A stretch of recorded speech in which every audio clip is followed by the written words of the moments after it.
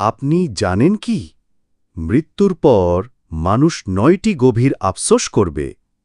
আসুন শুনে নিই কোরআনে বর্ণিত সেই ভয়ঙ্কর আফসোসগুলো।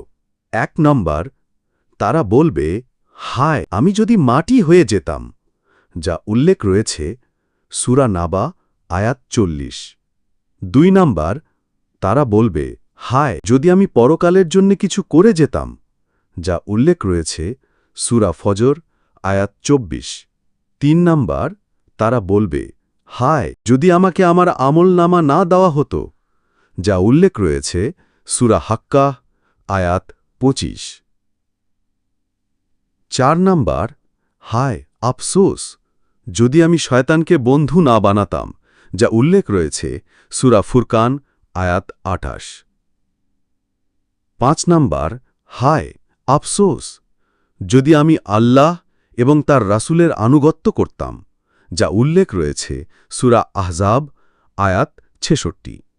৬ নম্বর, হায় আফসোস যদি আমি রাসূলের দেখানো পথ অনুসরণ করতাম, যা উল্লেখ রয়েছে সূরা ফুরকান আয়াত ২৭।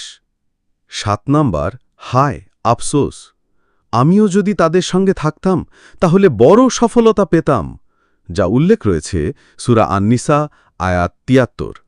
৮ নম্বর, হায় আফসোস যদি আমি আমার রবের সঙ্গে কাউকে শরিক না করতাম, যা উল্লেখ রয়েছে সূরা কাহাফ আয়াত ৪২।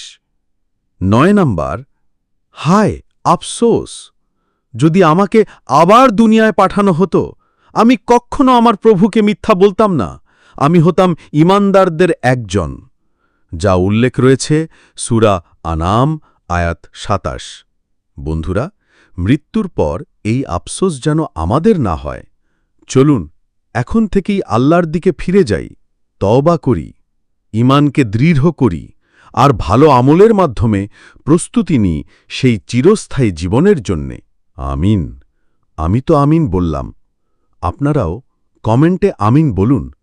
প্রিয় বন্ধুরা, এই ভিডিও থেকে নতুন কিছু শিখে থাকলে চ্যানেলটি সাবস্ক্রাইব করুন।